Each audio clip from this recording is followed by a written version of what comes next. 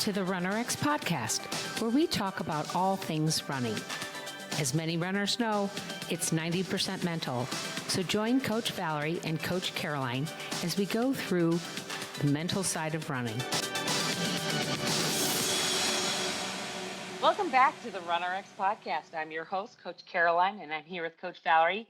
Coach Valerie, I saw a recent post on Instagram. You know, I follow a lot of people and I see a lot of things. And what this particular post was talking about was the difference between what they called running volume and what they called training load. And their running volume, they said, was specifically running and run walking.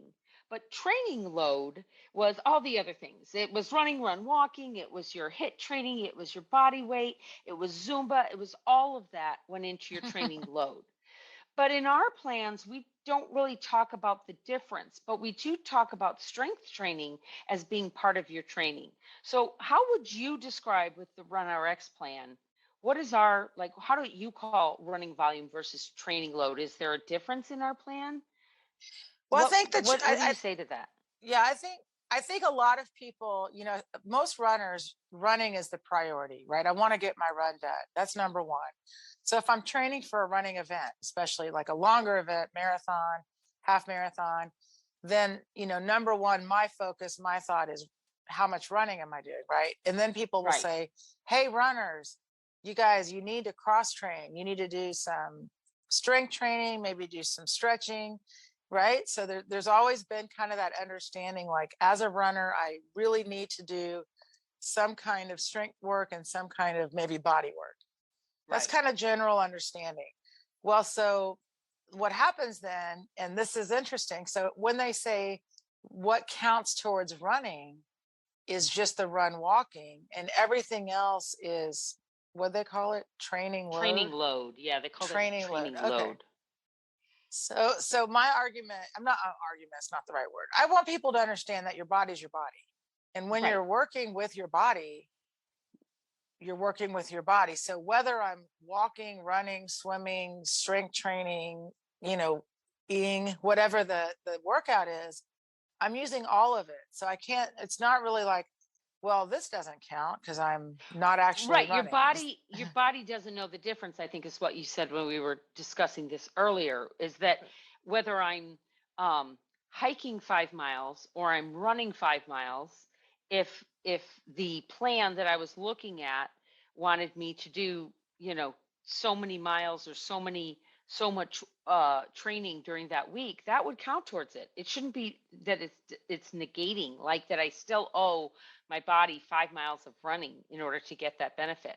Am I understanding that right? Well, yes, but also my point would be that I want people to understand that it all counts. It's the same thing. It's really the same thing you're saying. Is the idea then becomes that, you know, a lot of people use the off running days to just get that exercise in. I want people to feel like the value of the exercise, if I'm trying to get better at running, is to make sure that the exercise I'm doing is going to help me be better at running, is what the way I would look at it. So the days that I am doing strength training, drills, all of that is going towards helping me be a better runner. And when I say that, it's because for us, when we talk about running, it's about holding your body in line, which takes so much strength. Not strength like I have to hold 500-pound dumbbell strength, like basic functional body weight strength. So yeah, you've got to do the body weight strength so you can just hold your body weight. But that goes towards your running. And so what we try to do is help you do exercises that make sense to go towards your running plan without making you just more tired. If I'm already running 25 miles a week, I really don't need to do a day of yoga, a day of HIIT training, a day of everything else. We can do, you know what I mean? Right. And we make sure that the strength training movements are specific to help you be a better runner. That's the other thing. It's not just these arbitrary movements to get your heart rate up. Right. Exactly. Our strength movements, our strength exercises, honestly, like we just said, to help you get better at running, but also, of course, to make you stronger in just holding your own body weight, which is what running is.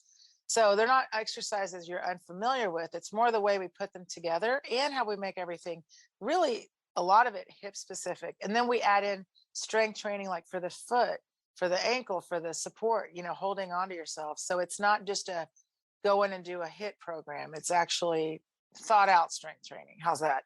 But all of your movements is my point, is that all of them contribute to your running. So absolutely, you do not have to add on a bunch of extra workouts on top of your volume. So to get an idea of how RunRX works, or how the plans kind of look, and it's not a plan per se, but we do have the 30-day reboot, where you give me a little bit to do each day for 30 days, and interspersed in there are the kind of workouts, the strength training that you feel is very necessary for your running. And so if I were to just go through and do that for 30 days and work on those skills, strength, and self-care, would that give me an idea of really what your running plans look like? Kind of, except that a little bit. The idea behind the reboot, which is really great, it's more like we did it to help people feel, how do I integrate, right, the skills, strength, and self-care into my running, which is like forever. Like, you could live the RunRX reboot, honestly.